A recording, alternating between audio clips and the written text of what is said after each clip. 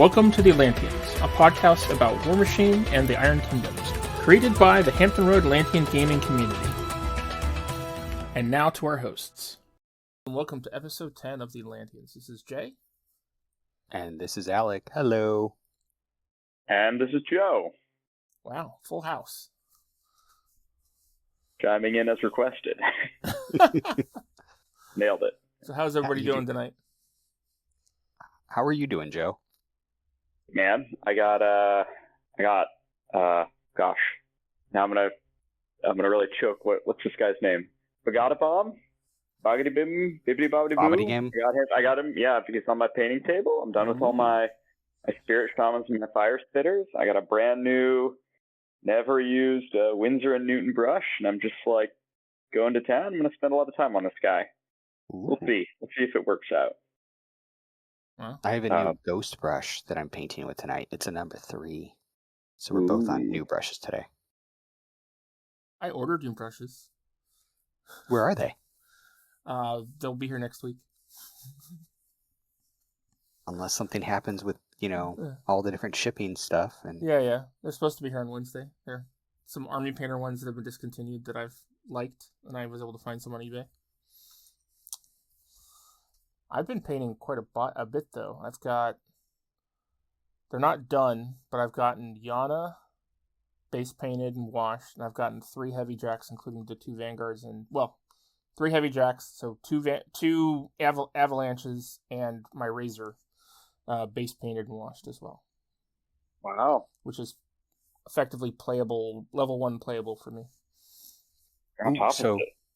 I was going to let you know, the wife is on OOD tomorrow, so don't tell anyone, but I might skip out on church and just head to Atlantis first thing. Okay. Not first thing, but, early. So you'll be out tomorrow? Nice. Excellent. Well, I'm going to have all the kids, though, so we'll see what I actually get done. But, yes, I will be out. Okay.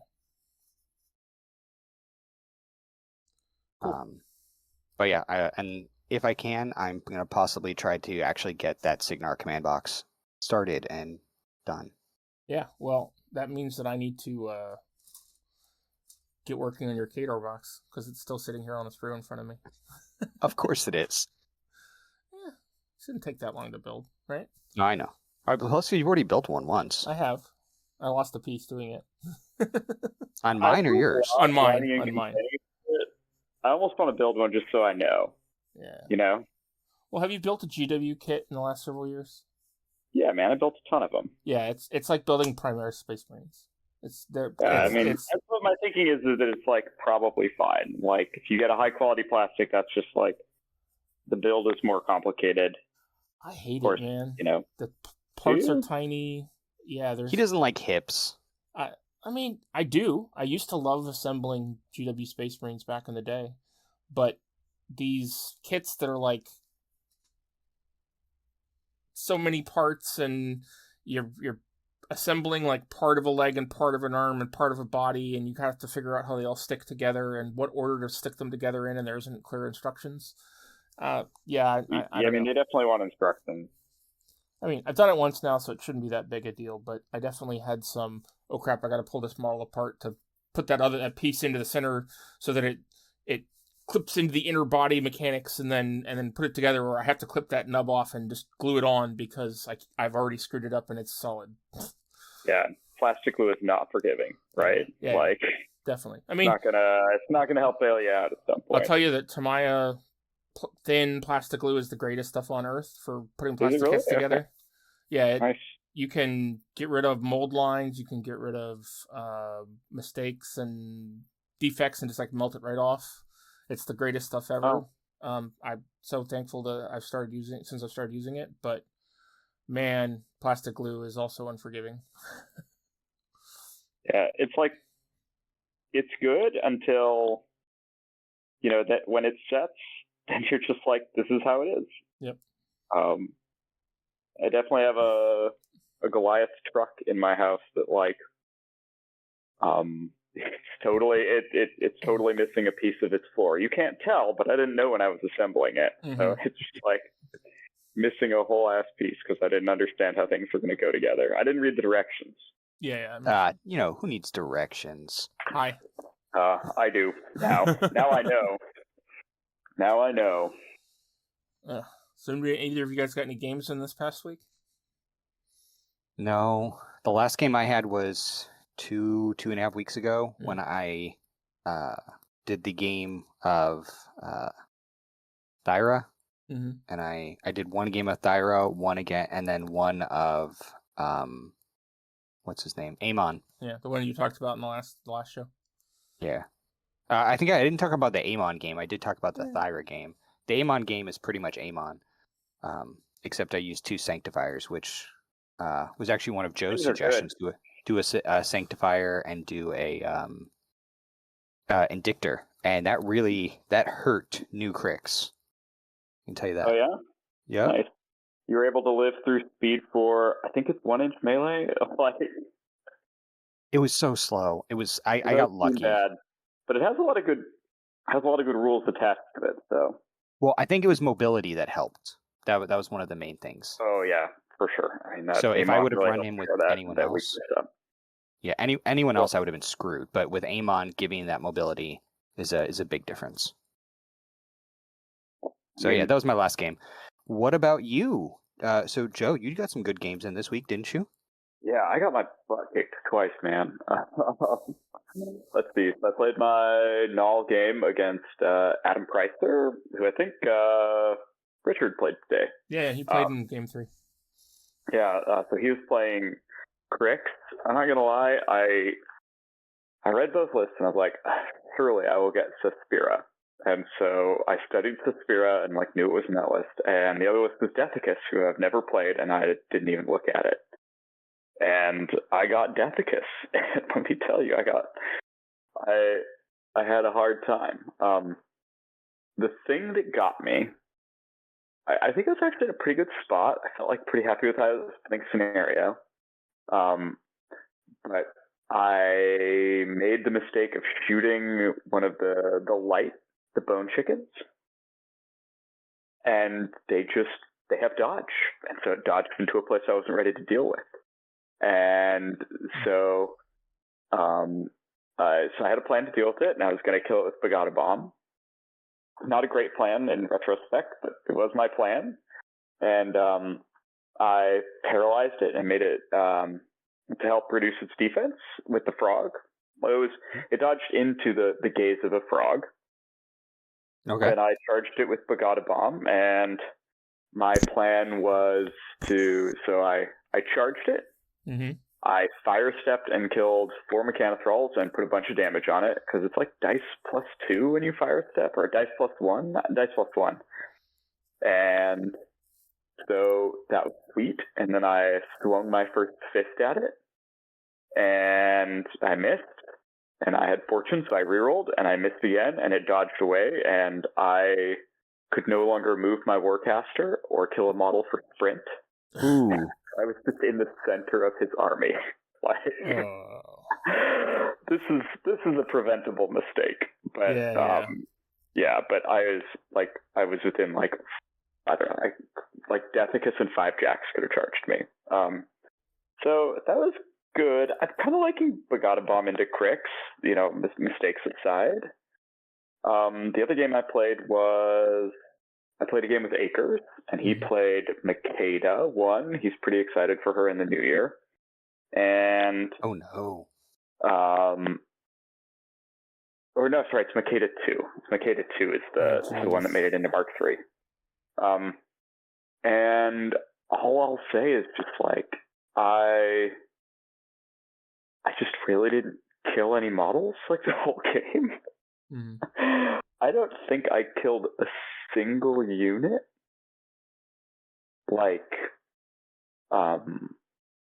That army is really good against range, and my list has some range, and so that didn't do anything.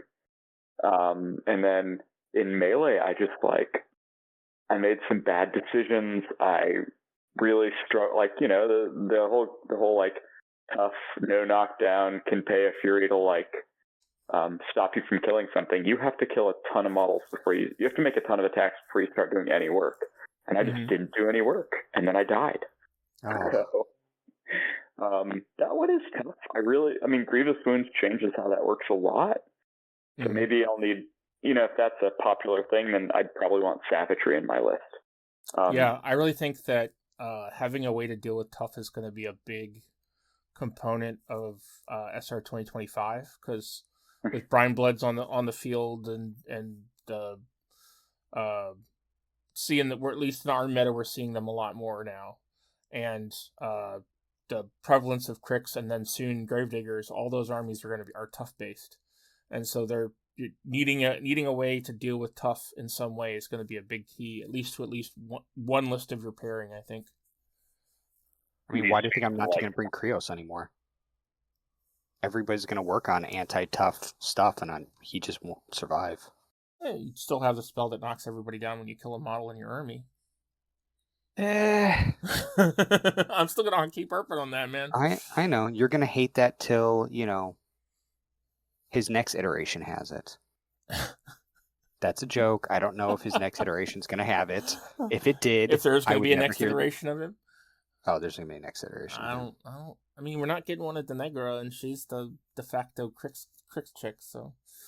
I mean, okay. I feel like all of these things are yet, Yeah. You never know what the future holds. True. That's true. Well, I mean, the reason, we're not getting some of those, like, we're not going to get another Makeda because, Fiora's taking over. That's a joke. I hope so. I'm ready for that. I don't know. I think that'd be cool. I'm here for it. Yeah. Yeah. Well, let's see. I had 2 games this week. I played Richard in a preparatory game for the winter tournament, the winter tournament he played in today, and on Sunday. And, so we sort of talked a whole bunch. You guys were there, and then you guys both left, and then we were going to start playing the game. And he immediately killed my pretty much the majority of the stuff on my left side and my Tyrant in, the top of turn 2, and I just folded because we had played this as the third time we'd basically played the same matchup, and the stuff he killed basically was what I needed to kill the Colossal, and then the Colossal was just going to dominate me for the rest of the game. Oh. So, and he was completely set up to do it, and I was just like, all right, I'm done. Which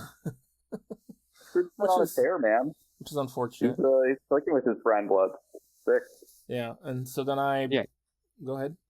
I was going to say, I think he went, 1-3 or 1-2 today? He went really 2-1. 2-1. He lost his first game. I'm sorry, that's what I meant. 2-1. He lost his first game to Dave Portal, playing Gators. He just couldn't hurt his stuff. I think he was playing into a Barney 2 list, if I'm not mistaken, that had a Dracodile in it, and he just couldn't hurt anything. And it had a Big Pig, a Dracodile, and a Blackhide Wrastler, and the Blackhide on Big Pig, right? Yeah. And so I think he died to assassination on the top of turn 4 or something like that. And then he won against. He played his second game. He played. Well, we should let him report. Yeah. Let him do his thing. Yeah. We'll have him on sometime soon, and he's killing it. That's the salient part. Yeah, absolutely. But he played a bunch of good people. He was up at the Tried and True's Winter Rampage. Winter Argus,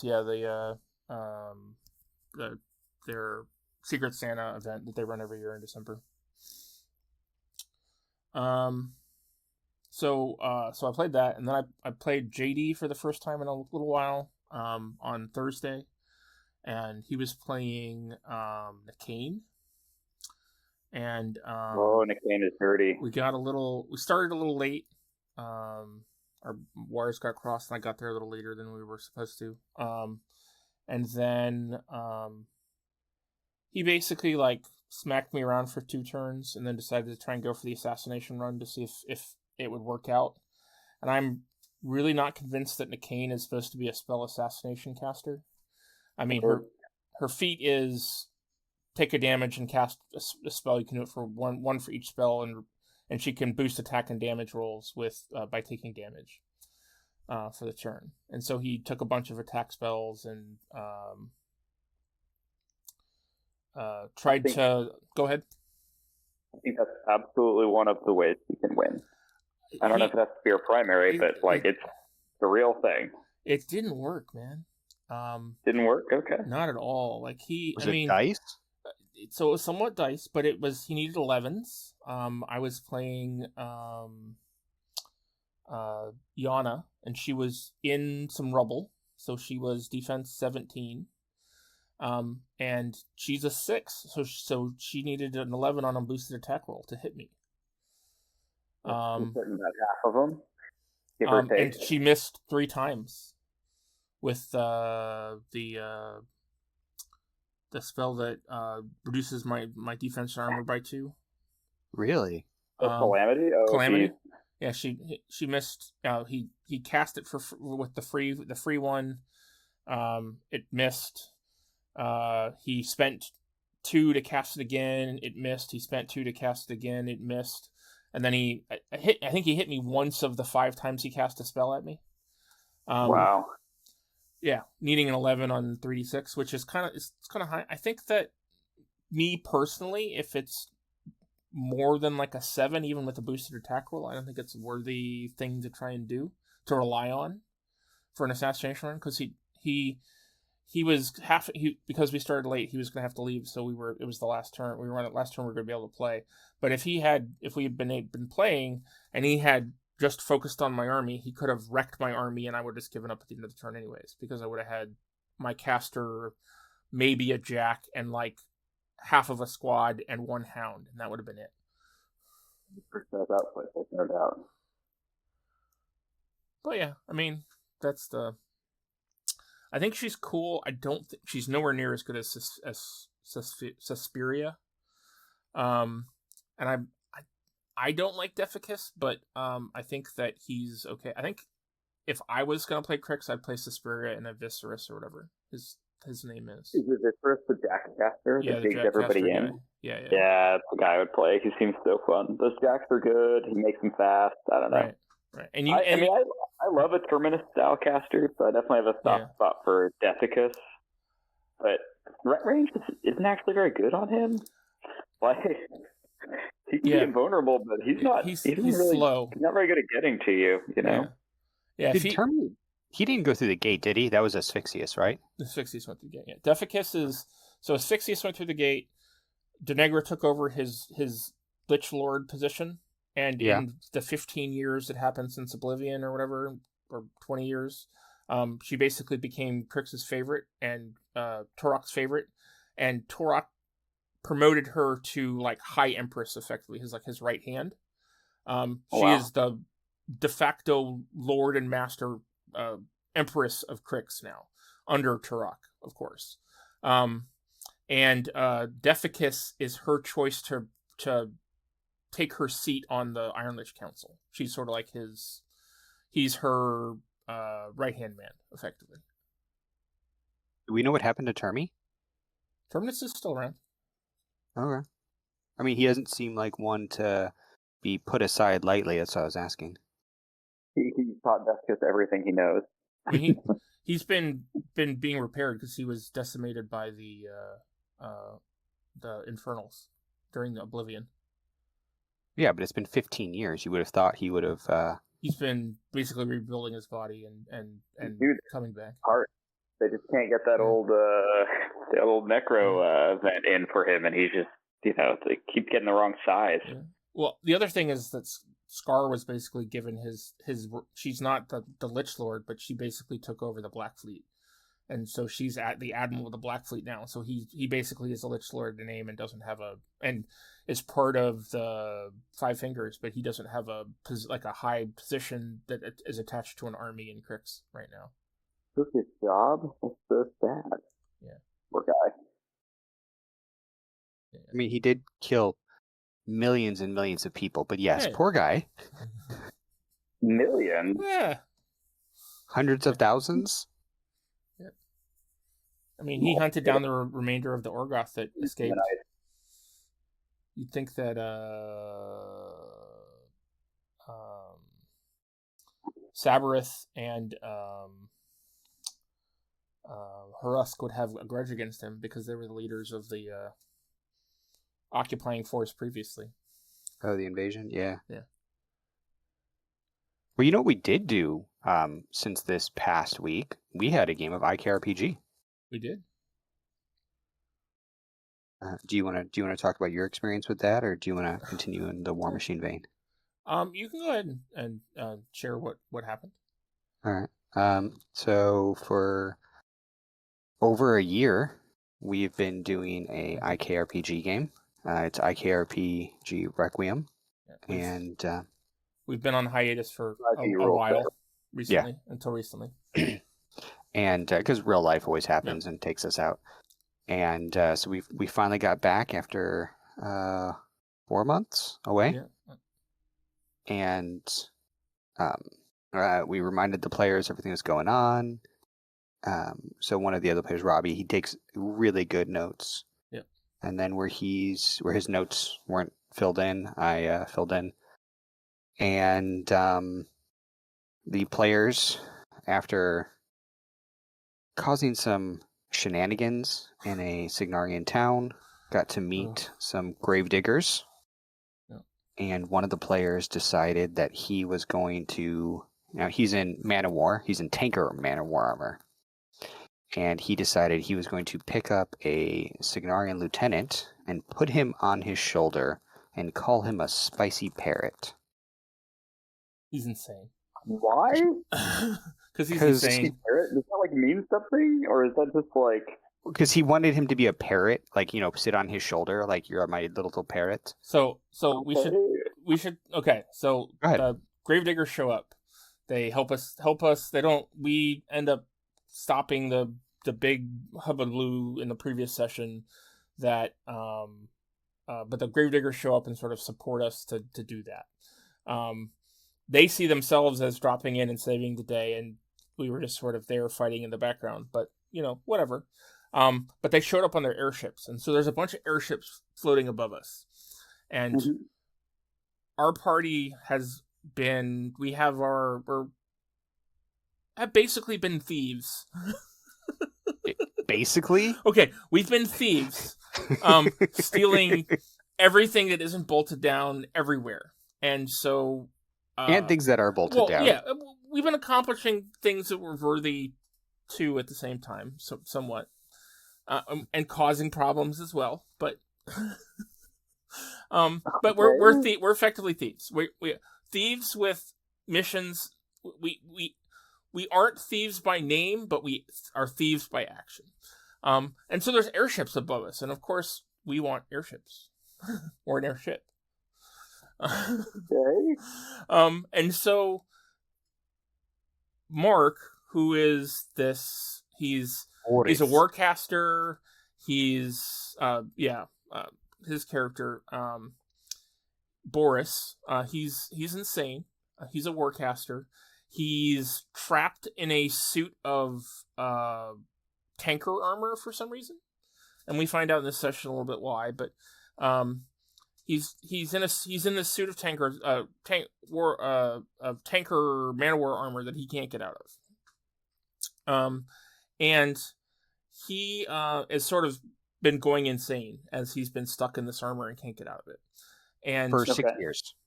He's been in it. It turns out we find out in this session he's been in it for 6 years.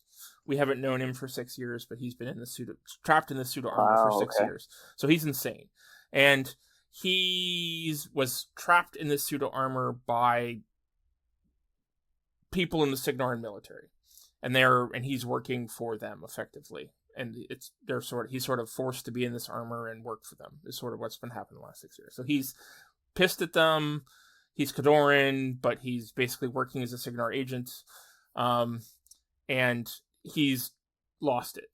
And so we have this ship. There's these Signarin airships above us, and he's like, well, they owe me something, so they should just give us a ship.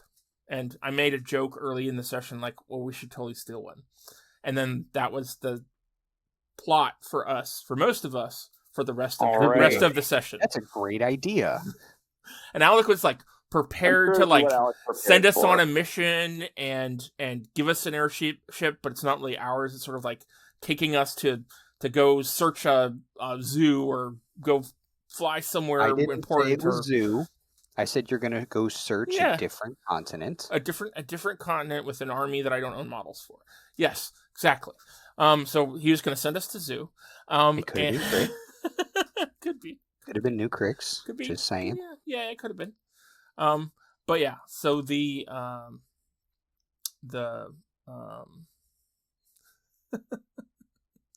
so we spend the rest of the session effectively. 3 of us. There's 4 of us that are playing in the game. There's 5 members total in the party. One of the players could be there. He hasn't been there. So there's 4 of us involved, and so 3 of us are focused on how do we steal an airship. And my character is how do I survive stealing an airship, and the other 2 are sort of like, let's do crazy shit. All right. And Boris is, how do we get Signar to give us an airship, and how can I do it the most insane way possible? Okay. And he's here for it, yep. He comes down to, well, I'm going to go, so they're going to take us to Corvus, so I'm going to go threaten the twins who are sitting in the throne. On the throne. I'm going to go threaten the twins, and the people that did this horrible thing to me will have to come to help deal with me, and I can get my revenge then. Mm-hmm. So he's going to invade Castle Raythorn, threaten on foot the king, the children that are currently ruling Signar, so that he can get his revenge. Okay. Yeah, and bold plan. And so he's like doing these crazy things, and we're like, dude, seriously, we'd want your character to survive. He's awesome. He's cool. Why are you doing this? And so he like turns to us and is, this is who I am. This is what's been going on.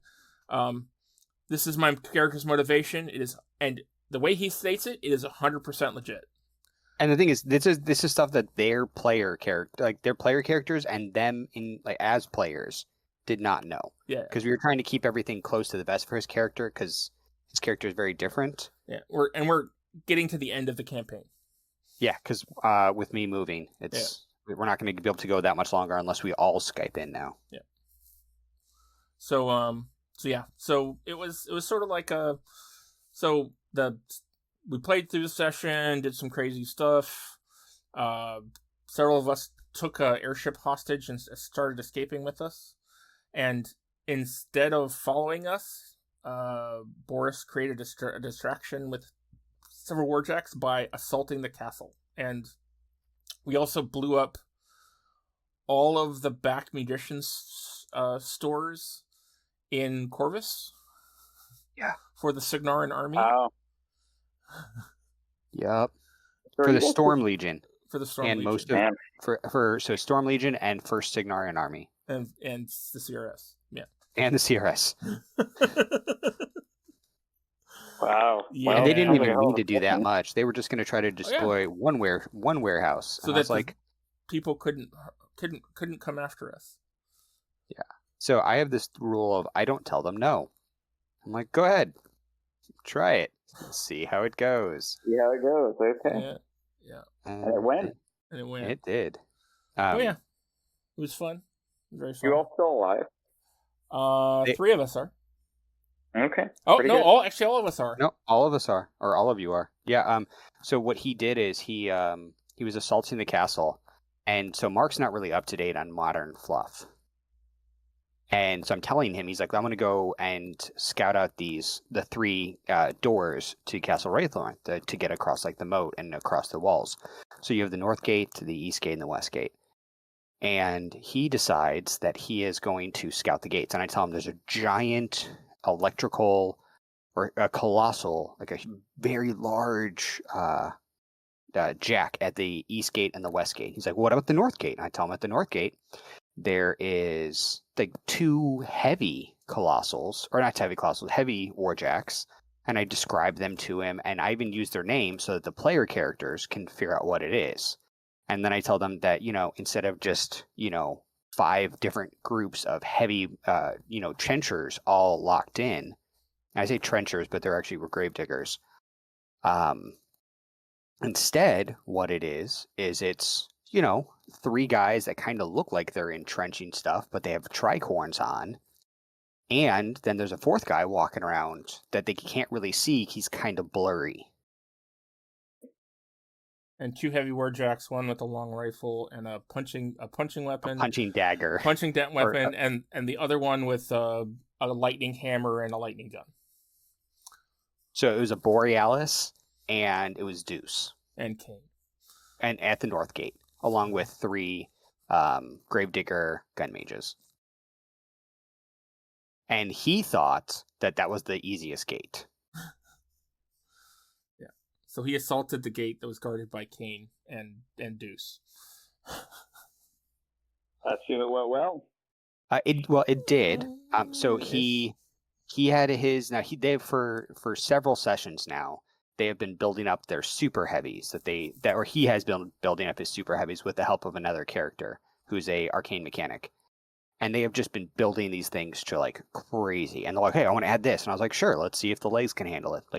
He's like, okay, we're going to put this type of, we're going to put this advanced storm generator in the back. And I was like, great.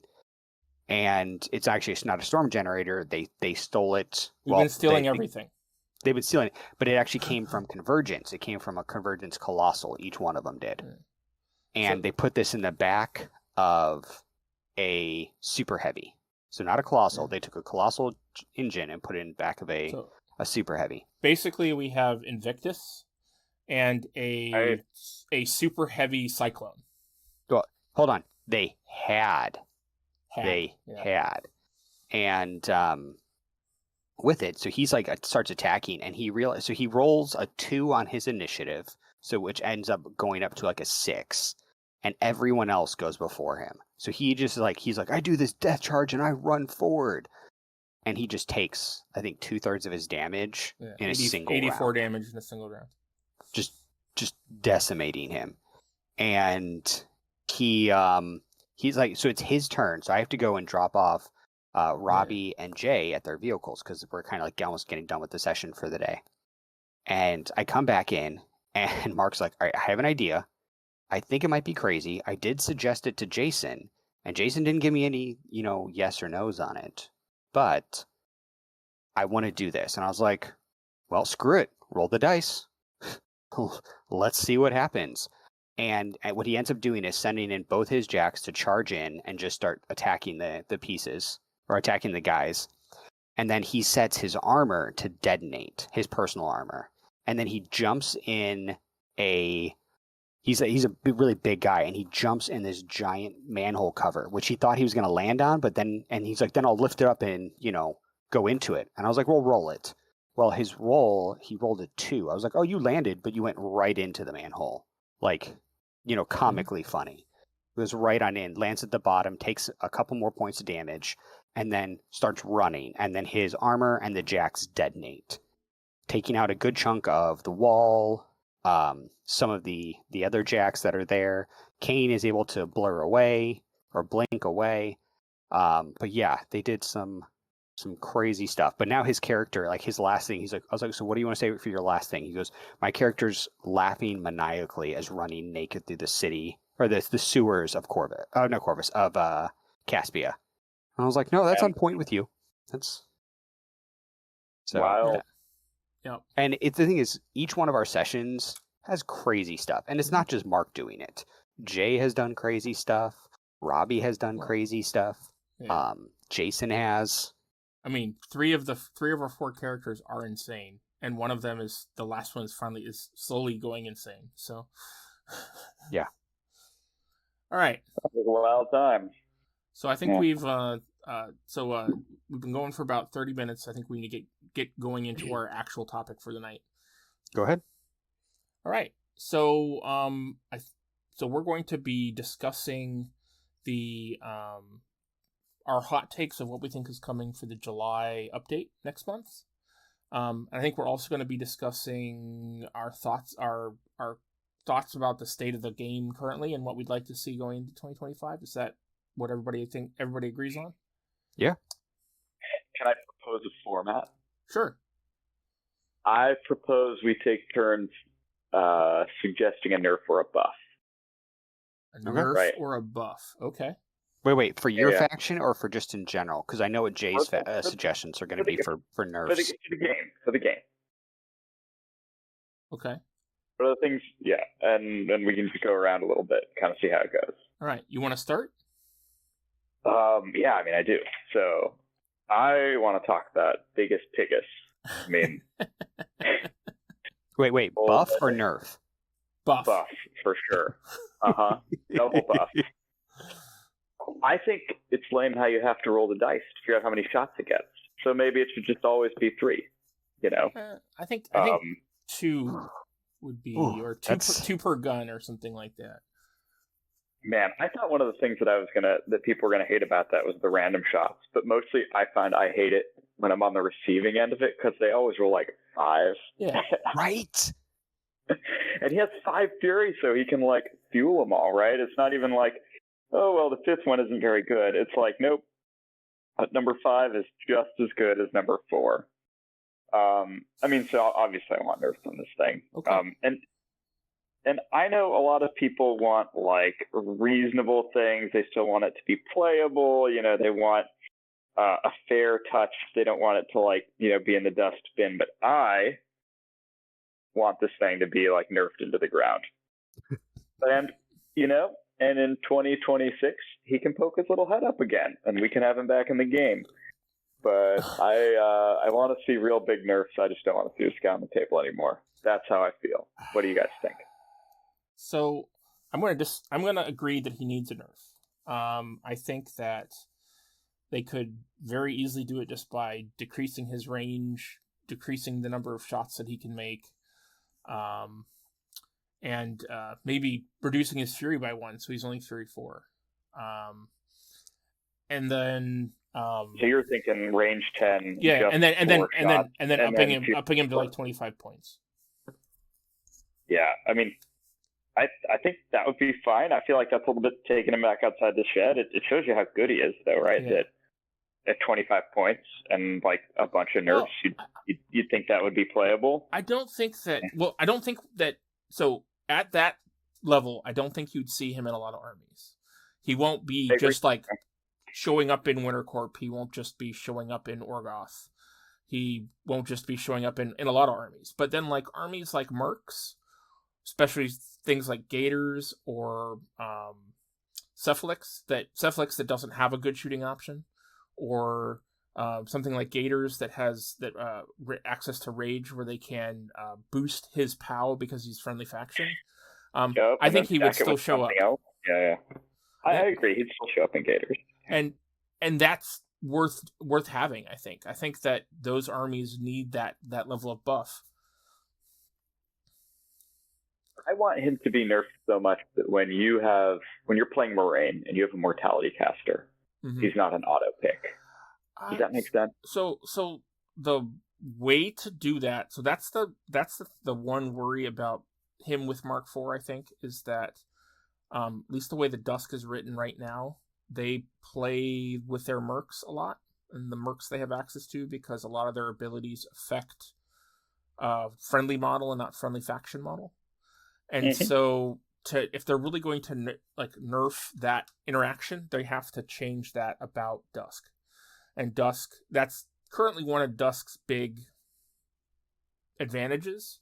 Not that they didn't already have a dozen or more other advantages sitting on top of it, but at the same time, Dusk hasn't been as big of a thing or a threat as they were at the beginning of 2024.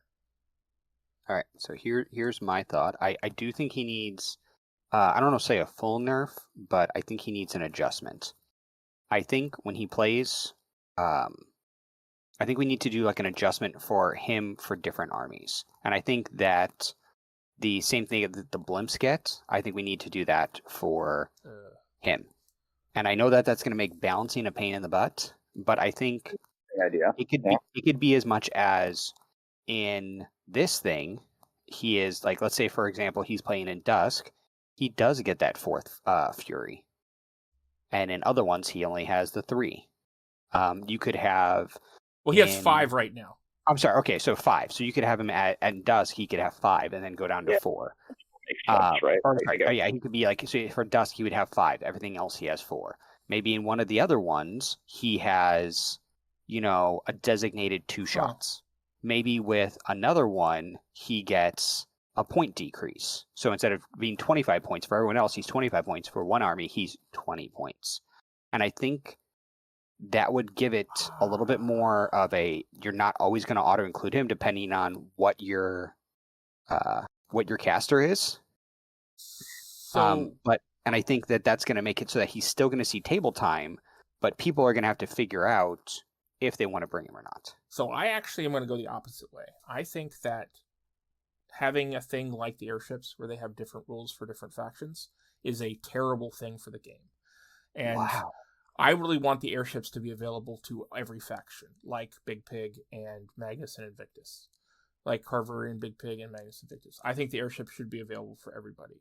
And I think that the thing they should do is they should standardize the airships and then make them available for everybody. And so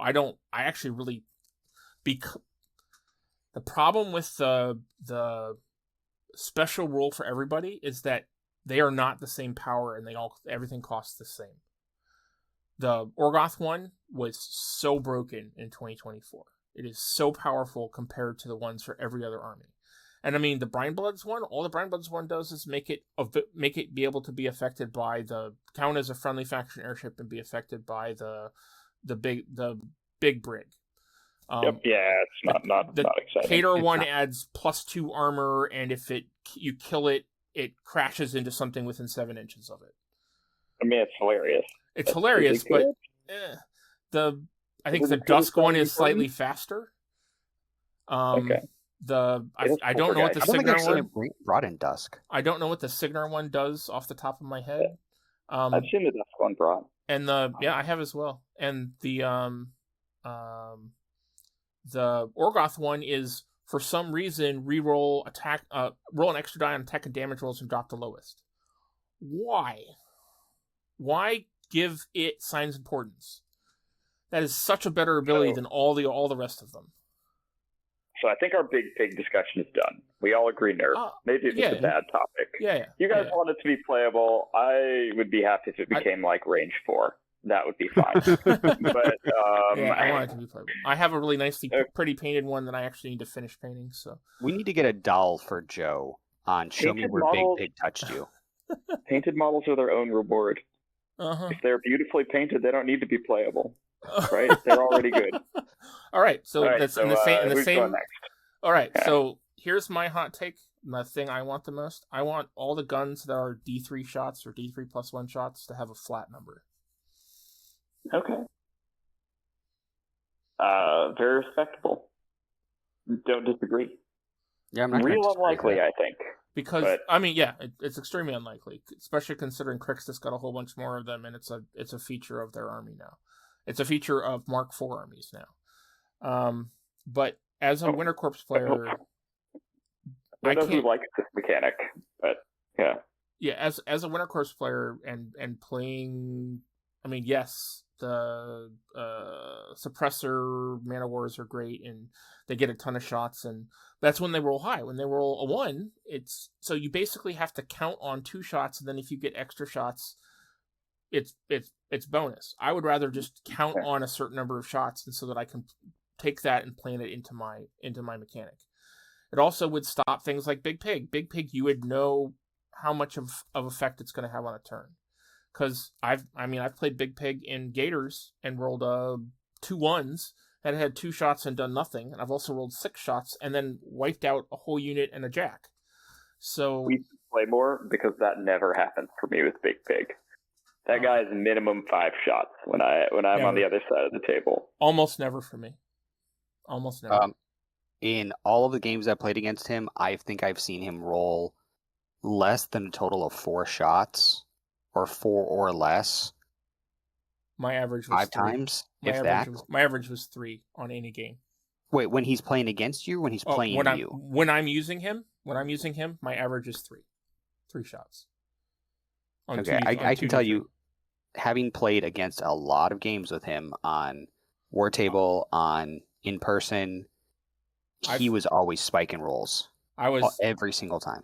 I played him all summer in my winter corp, and I even bought special dice to roll, and I averaged a 3. All right, and he was not a reliable piece. We're gonna send you to a school that's all about learning how to play craps, and you're just gonna learn how to throw dice. I don't roll dice well, man. No, that's what I'm saying. We're gonna send you. That's your Christmas present. We're gonna each kick in like $10 and have you watch a little online how to be a better cheat gambler at throwing dice. Got it. Yes, absolutely. All right, Alec, what do you want? What's on your mind? Yeah. What do so I'm trying to think about what Big Pig is one of the things I really think needs to get nerfed. And I told you about like my nerfs, but I still think he should be playable, and that is a key thing. I'm trying to think of what else. Can't take the men off. That's definitely out. Yeah. I mean, let's be honest. Like, not a New Year's resolution, at least. Yeah. I mean, you could go with the one that's being spread around on Facebook right now, which is the one that's not very likely, but maybe could happen. Is that all of the legacy armies are going to get another caster now that most of the Mark IV armies either have 5 or 6. So that's been thrown around on the Menoth pages for a while, and I've seen it also thrown around with a couple of the other guys I know who go to tournaments. And the argument was who would come out that would effectively change our gameplay in such a way that you would want to play Menoth in Mark IV. That's a good question. I mean, for any army. Okay, so for any army, but we really talking about like what would be a game changer to come back out. And in current states of all of our casters, we didn't really have a good consensus, a good set, because they would need to be reworked. Yeah, like we need to get a lot of stuff reworked, and that's the problem. So unless they're going to give us something and rework it, I don't think that's going to be game changer. Right. And I don't think that's going to work for a bunch of the other armies as well, for the old legacy armies, because some of the other casters, they need an adjustment, and I don't think SFG is going to do that, because that's, to them, it's not going to be a good a value. It's not like, what's the point of throwing in, let's say 20 man hours into these, like, because they would have to do it into 7-8 factions, because no one's really playing old Khador. I don't think they'd give them one. I don't think they'd give old Signar. I think they would give old. Have to give everybody. Either you do it for everybody where it's available. Well, okay, if they did, I feel like they would give them probably not a great one and just kind of put it in, because it would be under the assumption like, oh well, hey, this is here you go. But I don't think there's a caster right now that they could give most of the old legacy factions that is gonna affect it. So I saw that tossed around, and I just don't think that's a great idea. I mean, I don't think it's gonna happen. But I think I also don't think it's going to happen. But I mean, like, there are a ton of casters I'd love to see make it. I don't know. There's so many that are cool, right? Like, it's. Well, so the way I look at it, faction, but for me, it's like what would make the game more interesting? Who are my old favorites that I missed? That kind of stuff. But if you want to play those old ones, you could play Legacy. You don't have Unlimited? to play. I'm sorry. I'm sorry. You can play Unlimited. You don't have to play. Not everyone was willing to play against Unlimited. Yeah, well, no, I know that, but I'm saying that I think most of the people who are still playing, they're like hoping that in 2025 they're gonna see their faction. We're hoping, like, I know a bunch of the Menoth guys. We're hoping we're gonna see Menoth. I'm hoping. I know a bunch of people they're talking about, like, they want dwarves, they want new Grimkin and stuff like that, and I don't know if we're going to see some of the smaller factions like New Grimkin, but I definitely think there's a chance that we're going to see dwarves. I think there's a chance that we're going to see, some more Protector take the field. I mean, me personally, looking at legacy armies, like, if Vlad 2 was available to play for any of the Khador armies, I would totally be there, and I would try that. I would try and make that army work, because Vlad 2 is the hero of my Warmachine story. He's the character that I played the game for and kept playing the game for, and his character and the types of characters like him is the thing I'm missing. I think it's missing in Mark IV right now. both from Mortal is that dude for me. Right. I would play him in a heartbeat. Don't care what he does. Right. Exactly. And I have Wintercorp. I have Orgoth that I'm working on, but I've wanted to play Man-O-Wars, and Man-O-Wars they don't have a caster that gels with the way I want to play them, and I think I could probably make Vlad work, and I've tried to play him with Unlimited, but you can't. It's not a viable thing to do in Mark IV because all the focus is on Prime, and there is some opportunity to do other stuff, and if I'd had a lot more time, I probably would have painted up.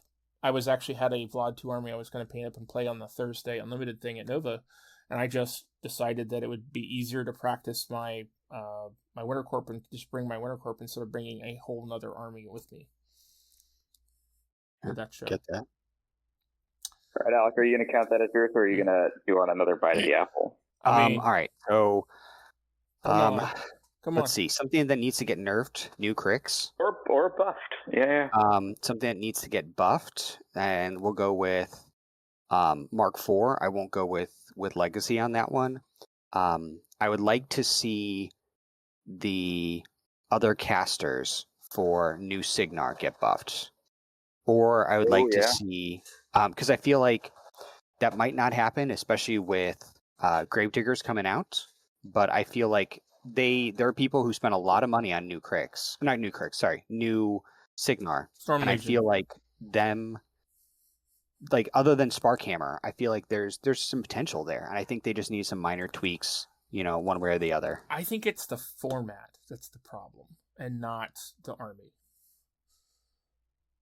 You mean the Steamroller? Steamroller, right. I think that the current Steamroller pack does not reward Jack-focused casters, and 5 of their 6 casters, arguably all 6 of their casters, are very battle group focused. I mean, that's... Yeah, I agree it doesn't reward Jacks. So if that is the case, I don't know much about Signar, but if that's the case, it bodes badly for them.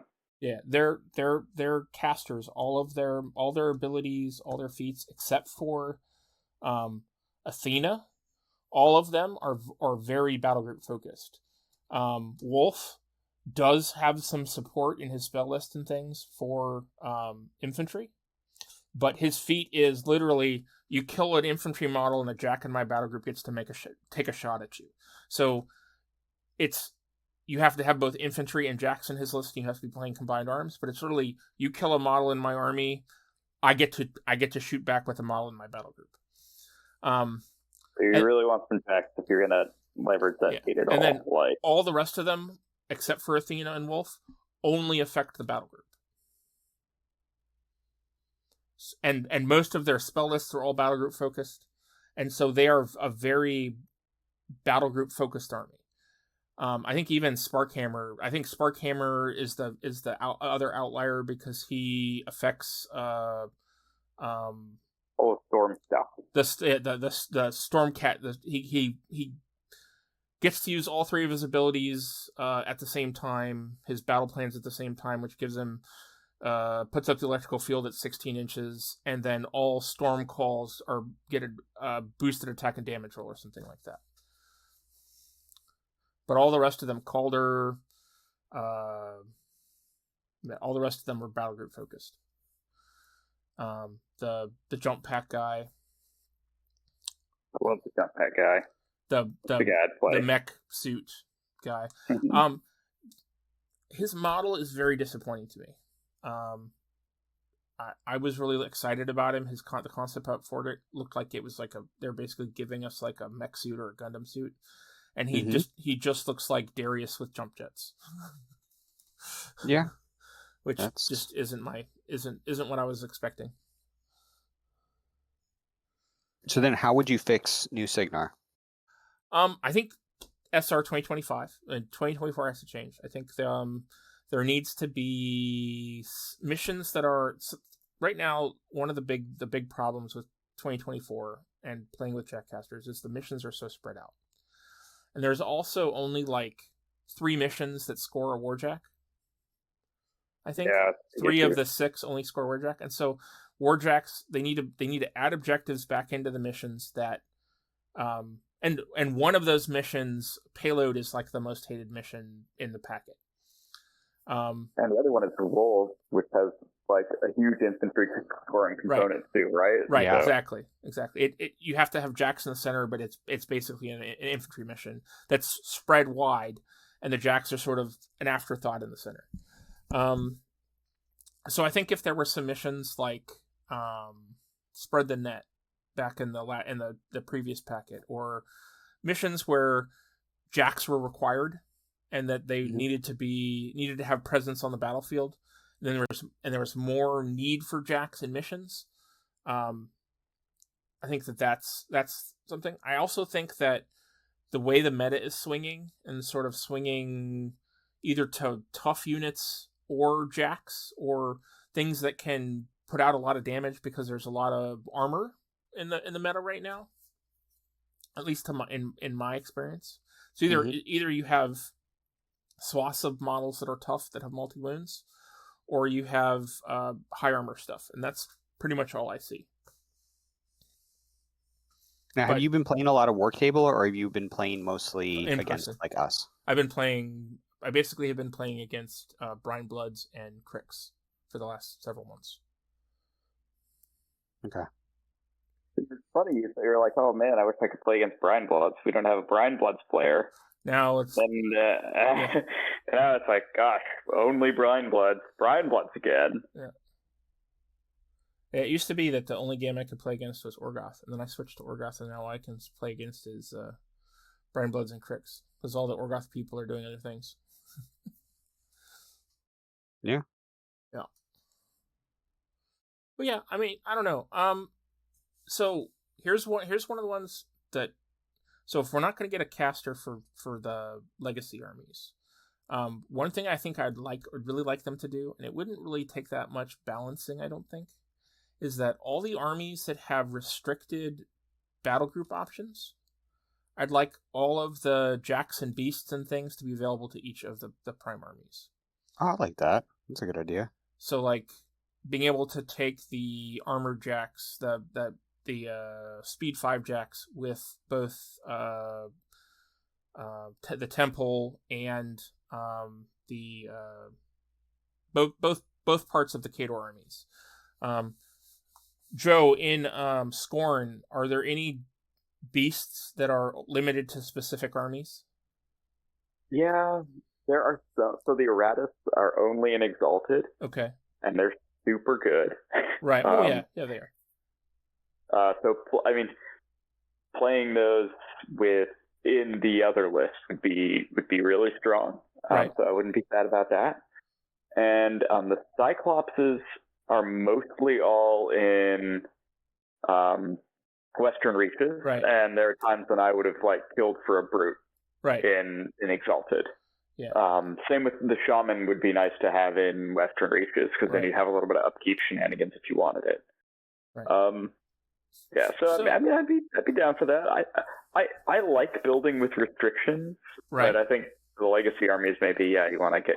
I just think that the legacy removing some of those limitations helps them out in a way that's easy to do and doesn't cost you very much. Exactly. I think removing that level of restriction from those armies would be helpful in us seeing them more.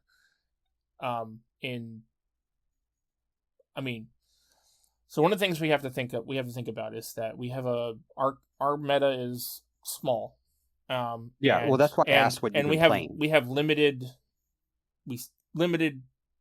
armies that we see, and then in the bigger meta out there are people that play a lot of legacy armies or a lot of Mark IV armies, but when we look at the competitive play, there are only certain legacy armies that are played, and I think that one way to open that field up and maybe see some more legacy for those people that are still playing with legacy armies is to give legacy armies that foot up and give them that flexibility.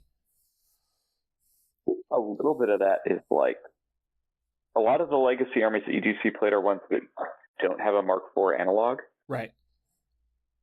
So people are just kind of waiting. I think that's part of it, but I agree. I'm with you. Mm-hmm. Yeah. Now, is there anything in any of the existing Mark IV armies that isn't Big Pig that you guys would like to see changed? Yeah, I got one. I got a buff. Okay. I really want Firequill to get a buff. I think the Dreadquill model is so cool, and I really want to play it. Okay. But Firequill has some real issues.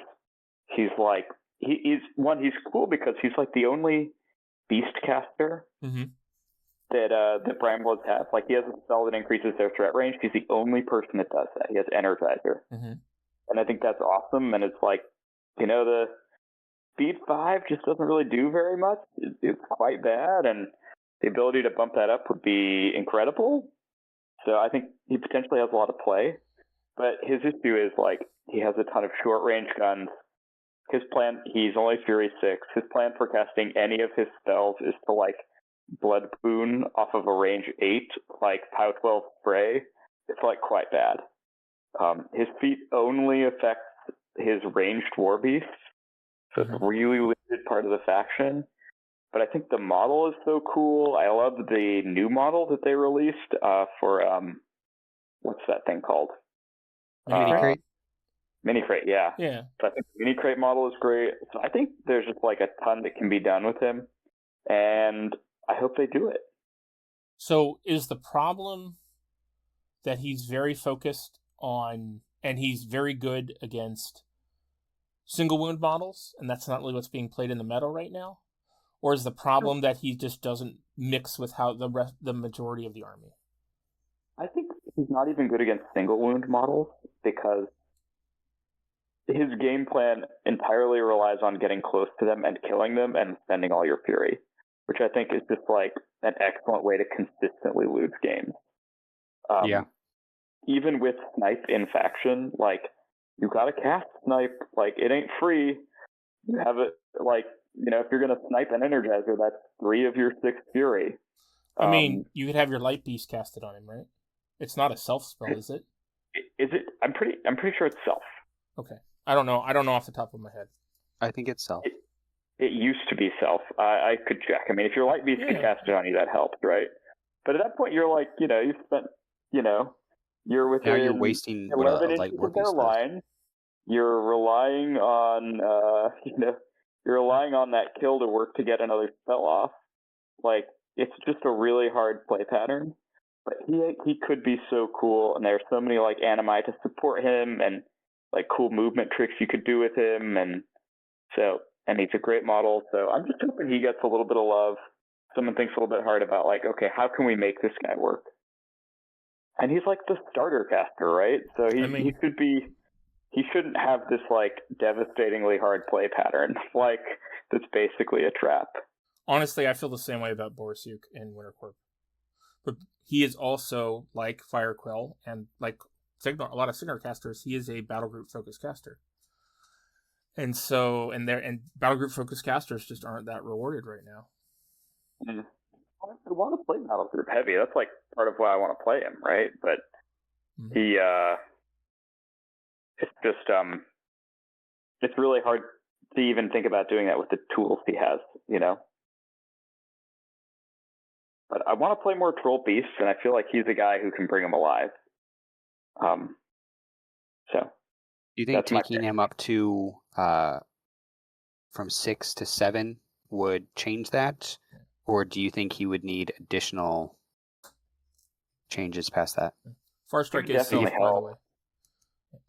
And I think he needs more than that to, like, become exciting. I think that would get him a little bit of the way, but it still doesn't solve the issue of, like, him, having this cool gun and wanting to be really close to enemy lines and, like. I mean, the idea of him right now is that you're supposed to cast Black Spot on a unit, right? And then you're supposed to basically have him pepper the unit to death and just annihilate it. I mean, that's the concept, at least from the little bit I watch him. But you're saying that he's just, like, not survivable, or the way his gun works, he just would die if he did that. Yeah, I mean, you're really close in. You're relying on that unit being there. Like, I think it's just a really tough play pattern to get excited about. Yeah, it's definitely one of those very situational things. Like if everything works perfectly and the stars align, yes, he'll do great. Yeah. But people know that and they can play against it. Yeah, it's like Borisuk relying on getting a crit on a boosted attack roll. And needing to get a crit to be effective. Pattern. Yeah. Yeah. I think too he's just like his kit is kind of mixed, right? Like his feat only affects your range for beasts. Energizer is like kind of more melee focused for war beasts. And then like those aren't like the best part of the faction too. So maybe just like buffs to the war beasts would like be enough to help him out. I don't know. Well, the question is, if you buff just the war beasts, do you think that people would then still take other casters over him? Yeah, the war beasts are great. Yeah, I mean that probably still would.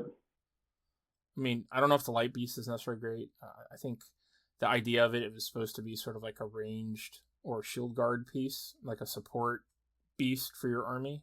And most people are just finding the Vrager is just a better spend of points on than it is right now. It doesn't need a lot of support. Like it actually has threat range on like every other beast in the faction. Yeah, of the other melee beaters. But the heavies they do work right now, and if they were to get buffed, I think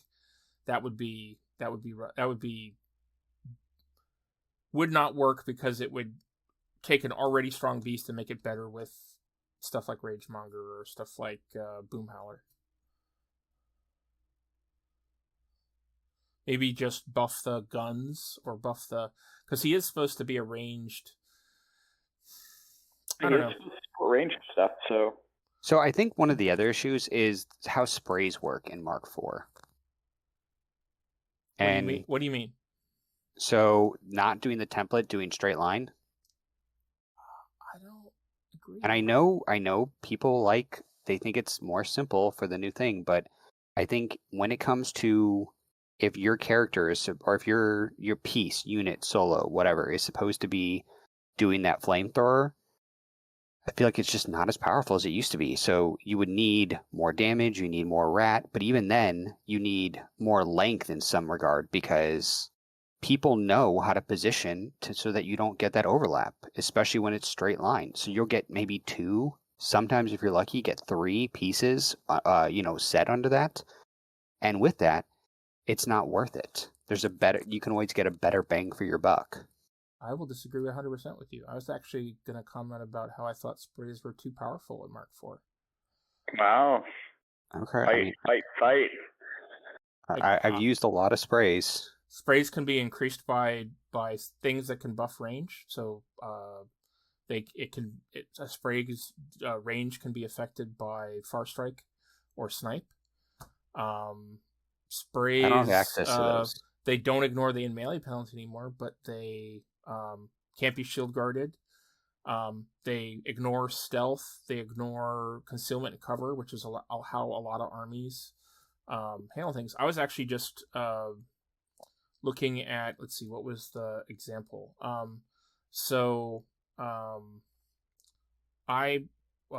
A person on Facebook asked some questions about Crix, and I responded that you take these X number of units and then he responded back and he's like, well, I'm thinking about playing into Kane and Suspiria, and I was like, well, this is my experience into Suspiria, and this is what she does, and this is my experience into Kane. And I talked about my game with JD and how she had sort of failed the spell assassination. And then another guy came back and said, well, I've had her actually work with the spell assassination, and I used it to kill Borisuk. And I was like, well, and with he cast 3 Venoms on her feet turn, boosted attack and damage rolls by taking damage, and just annihilated him. And I was like, well, why is that making me think that? So Venom is a spray that's like a POW 10. And against models like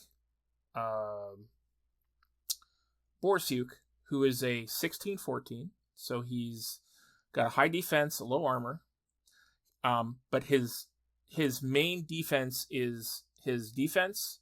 He has prowl, so if you can put him in a cloud or put him in a concealment, he has stealth.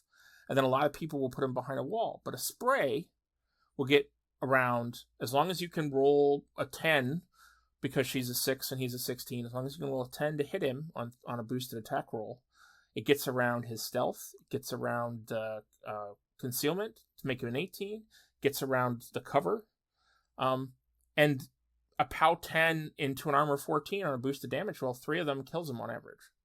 And there's nothing he can do about it unless he has focus to soak it.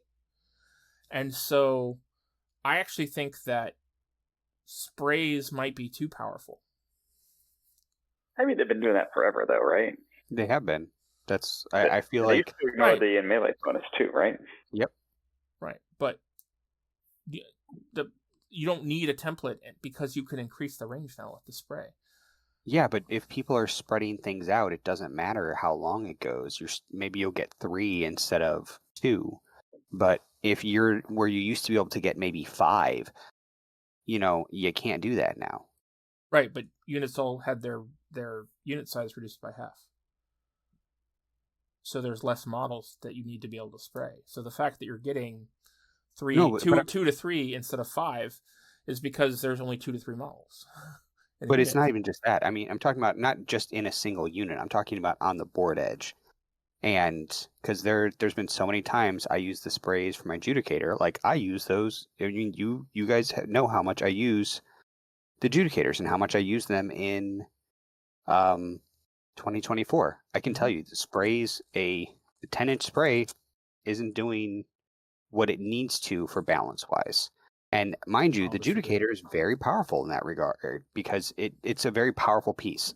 Its sprays are not what's getting its work done. But there are pieces out there, like in Temple Flame Guard, when I'm using the cleansers, an 8-inch spray does diddly. And I'm having 5 of those guys. I'm doing sometimes 2 5-man units, and I'm telling you, I've played them both on War Table and I've played them both locally. They don't do well. The Winter Corp, Shock Trooper Gunner unit, all they have is 8-inch sprays, and they do more work than just about any other unit in my army, except for suppressors. Those guys are really good. They are amazing, and it's because they have 2 sprays each, or 1 spray at a higher power.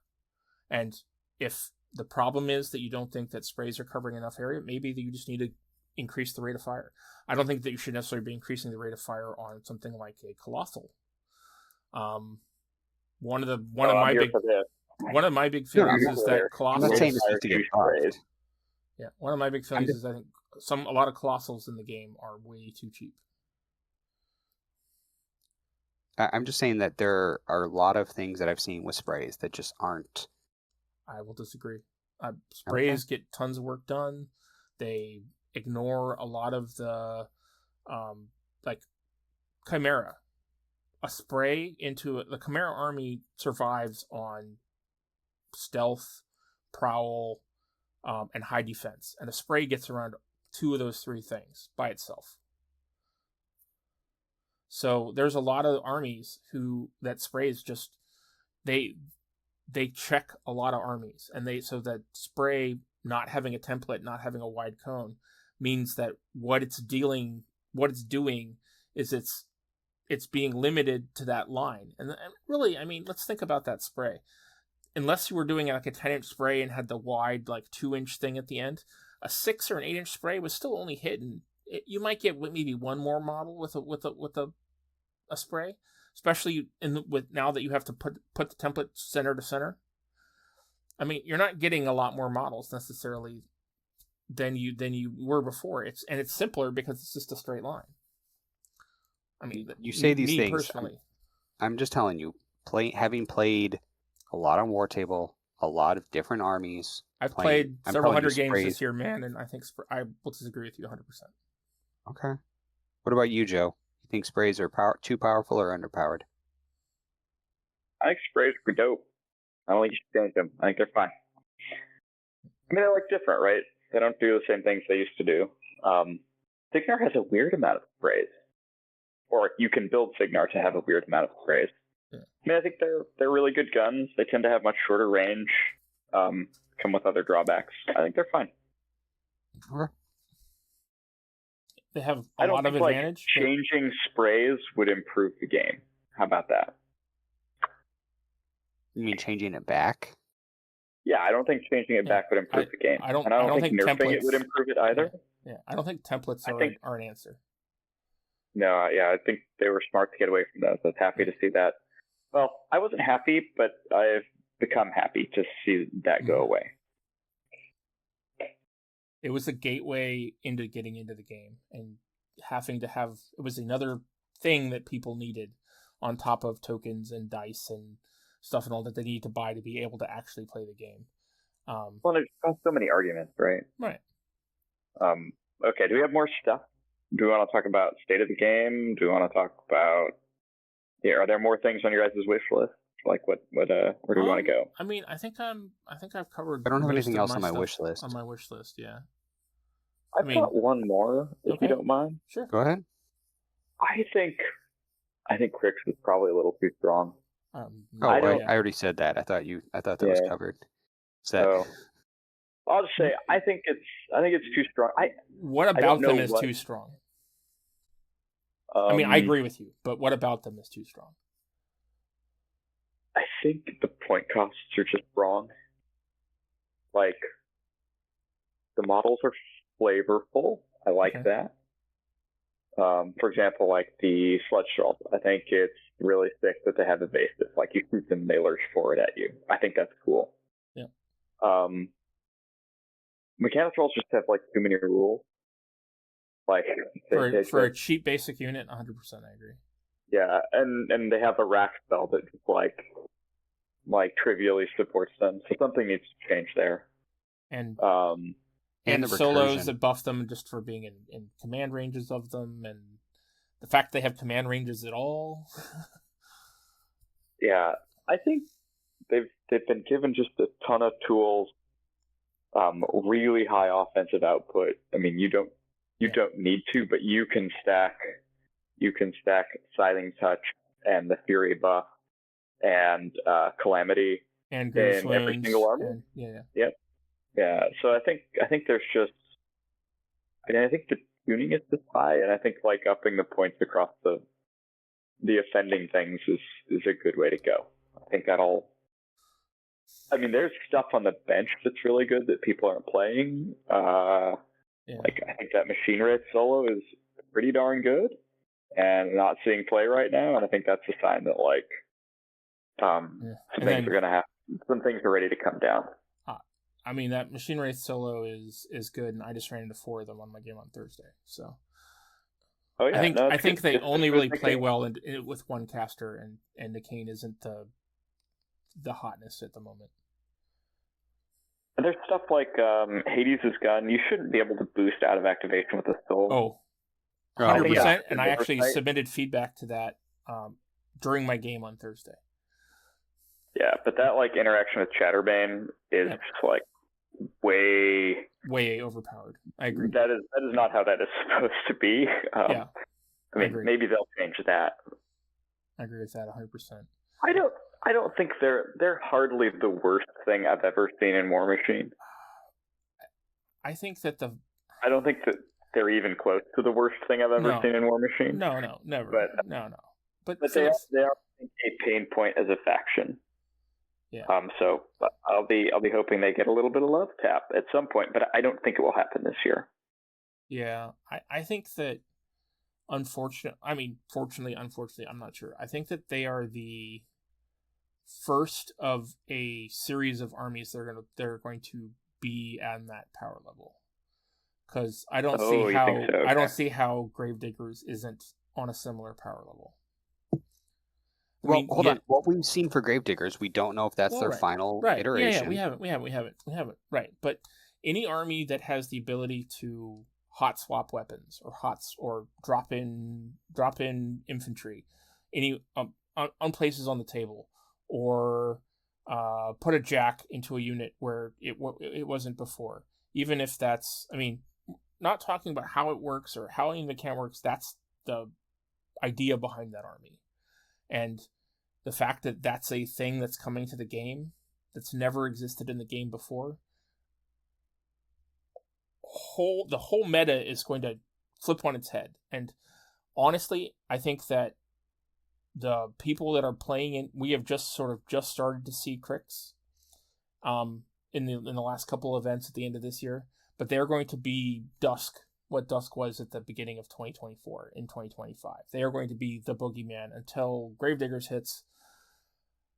I'm not really sure what Gravediggers is going to do necessarily against Necrofactorum, because Necrofactorum, I'm not sure how much anti-tough they have. Cynthia, the amount of stuff that she does. Okay, I don't know, to be honest, but yeah. Okay. There's potentials out there that if we're going to go into, like, at least allegedly, what some of the Gravediggers are going to do, they're going to be hard counters to Crix. Okay, so I really think that the meta is about to do a big flippy floppy. What's important is not going to be important in 2025 by summer. I think that the power level we're seeing from Crix is the power level that going forward SFG is going to be promoting. That's like, you think that's where we're going to be? Okay. Yeah, I do.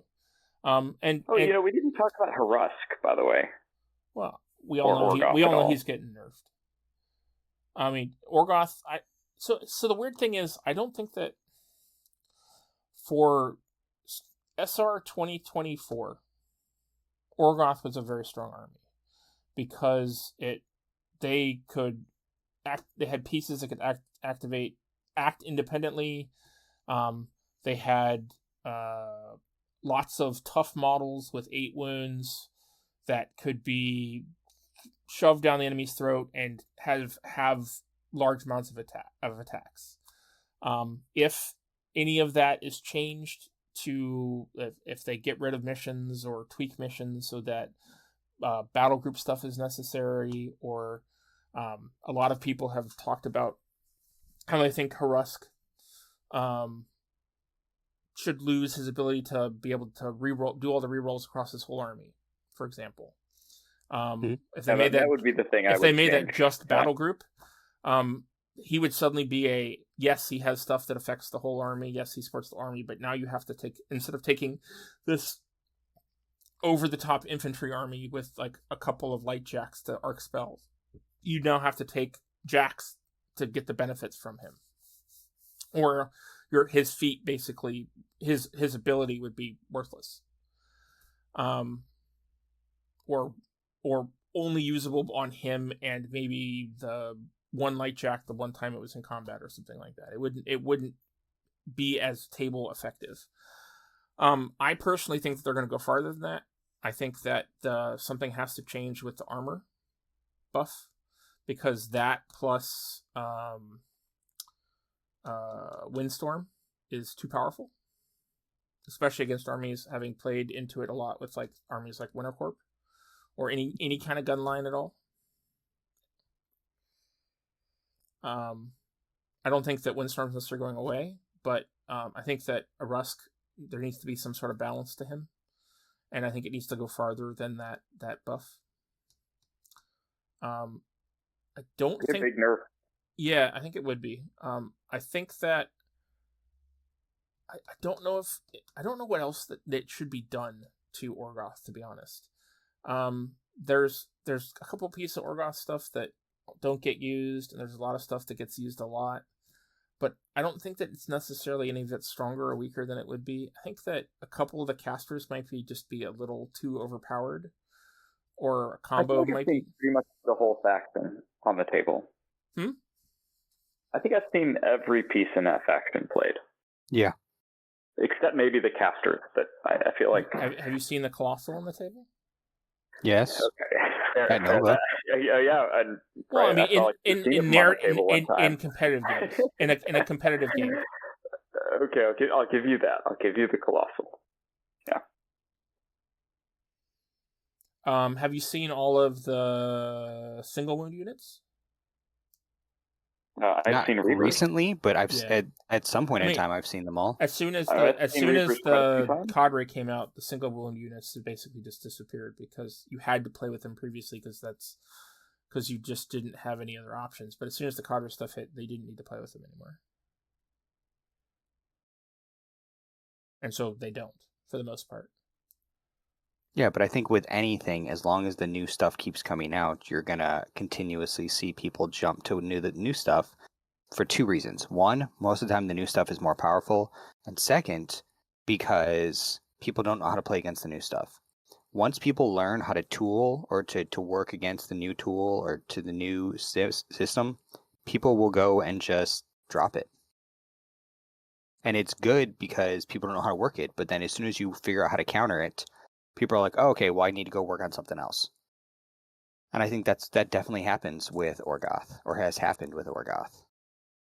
And I think it's going to continuously happen as long as it happens if people change things. It happens if, a new thing is released.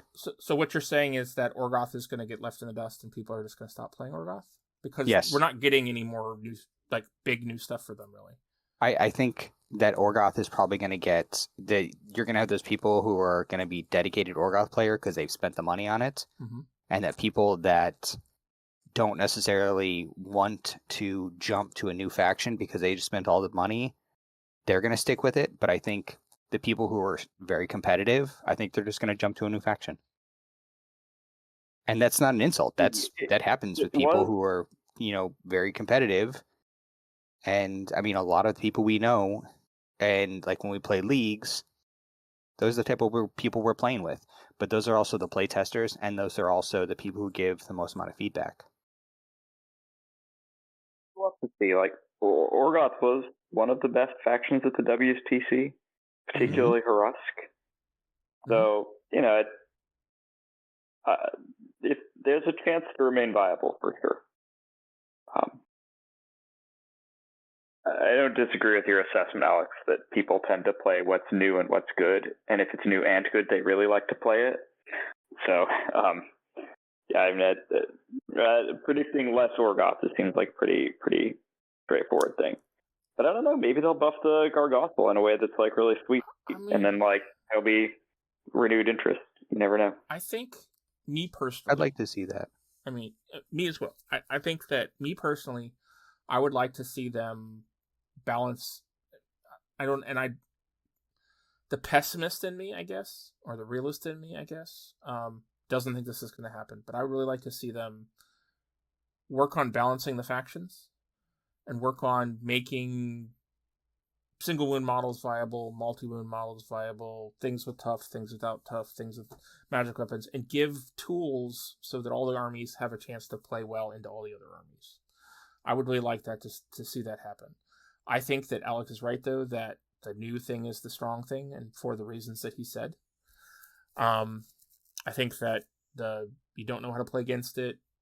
It's the new shiny, it's the new power.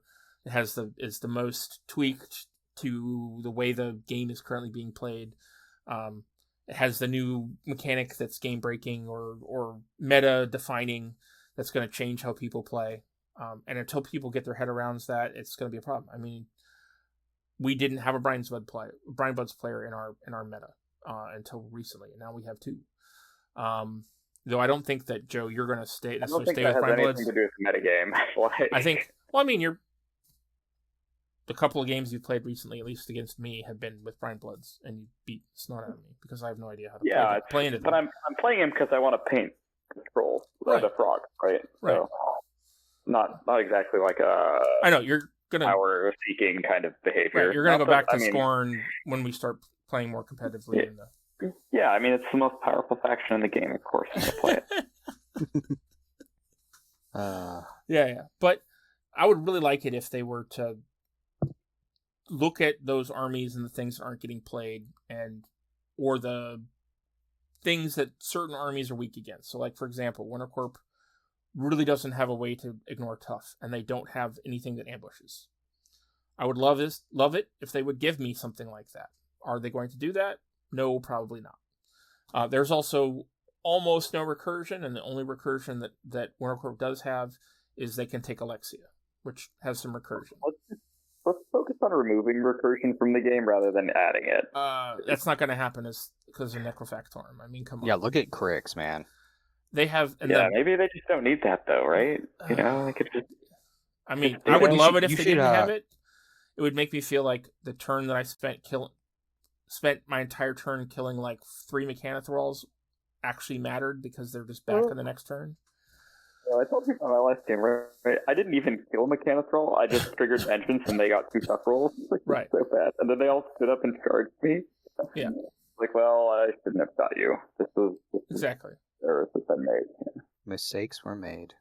Were made. Yeah. Exactly.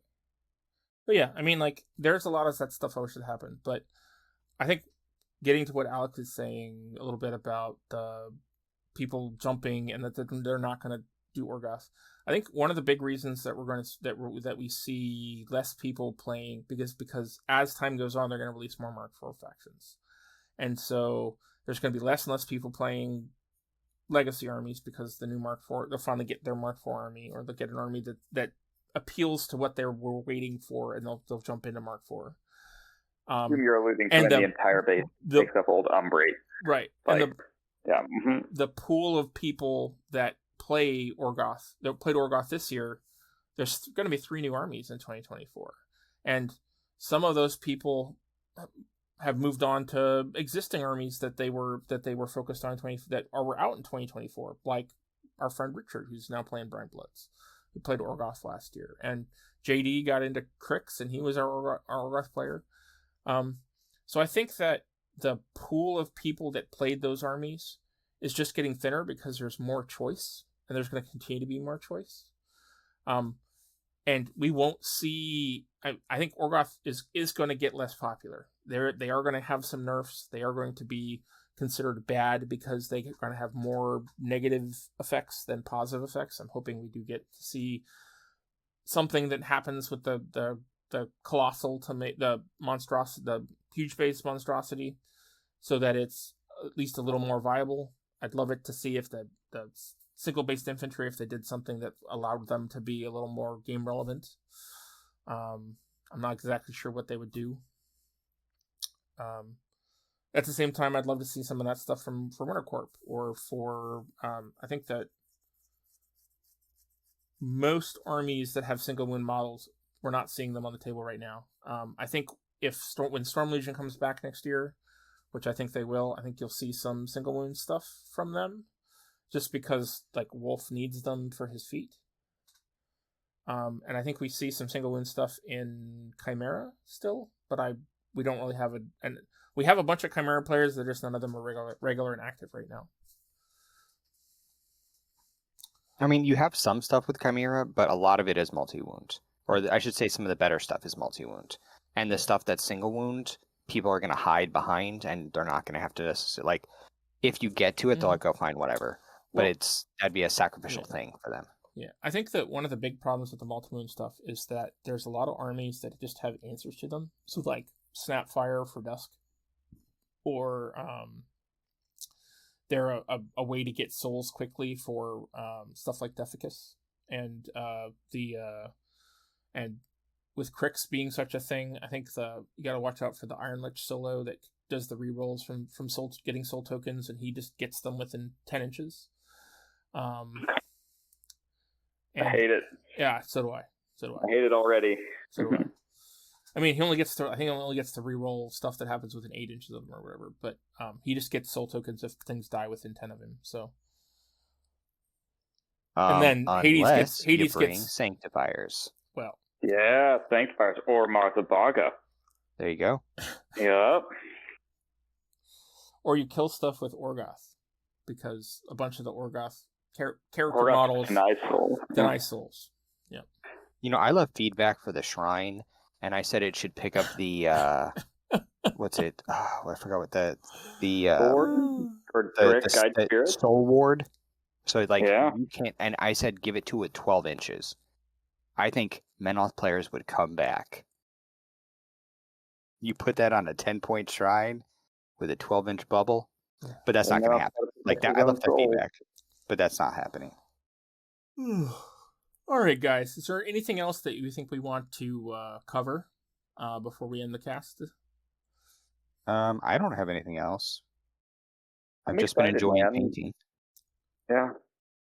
What'd you say, I don't know Joe? if you guys noticed. I started painting this in honor of Crix. Yeah, I said. What are you painting? He's painting the shark from the IKRBG. Oh, nice. The Necro Shark. The Necro Shark. Oh, okay. It's definitely not something that was going to make it onto the table this past week, and the players decided to go and do whatever they wanted. Do whatever they wanted to. Totally. Come on, players. You're better than that. No, they're not. They're not whatsoever. Yeah. All right, guys. So, this is probably going to be our last cast for 2024. We might sneak one in right at the end or the beginning of the year where we do some resolution stuff, but probably expect that after the first of the year. So, Alec, where can they find you?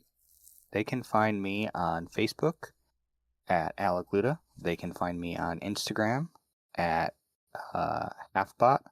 And then they can find me on Twitch at Racked and Confused. Okay.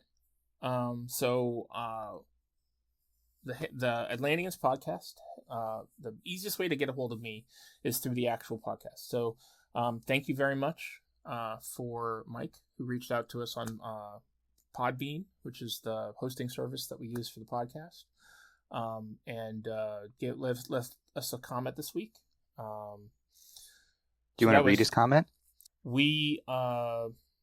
I know that you want us. Basically, his comment said he wanted us to talk about Mark IV armies more and less about legacy armies, and we are a very legacy focused cast with both you and Joe being primarily legacy players, at least currently. And me having played legacy for years and years, legacy armies for years and years, and still thinking about the game from that perspective. With that said, we've added some new contact points, so you can find us on our YouTube channel, which is the Atlanteans at YouTube. Actually, Hampton Roads Atlanteans at YouTube. You can we have a Instagram, Hampton Roads Atlanteans, and there's also now there's a Facebook page, and all that stuff will be linked in the show notes on the YouTube video. You can check us out, follow us. I've started posting unboxing videos on the YouTube channel, and I'm hoping to do some pictures and things on the Facebook of stuff I'm painting, stuff Alec's been working on, some of the amazing model that Joe's have been doing. You haven't been able to see any of that, and I think they're some of the... Joe, your models just inspiring me to paint much harder than I have been. I'm having a good time. Yeah. I think they're fun to paint. Yep, absolutely. So I bought them. Paint them. Right, exactly. And I think that a lot of people find them very inspiring. So, with that said, have a Merry Christmas, Happy Holidays, wonderful New Year, and we'll see you in 2025. Absolutely. Thank you so much, guys. Later. Bye. And thank you to everyone for coming out to Twitch and watching me paint and listening to the podcast live. And if you want, you can always chat and be part of the show as we are making it. Thank you.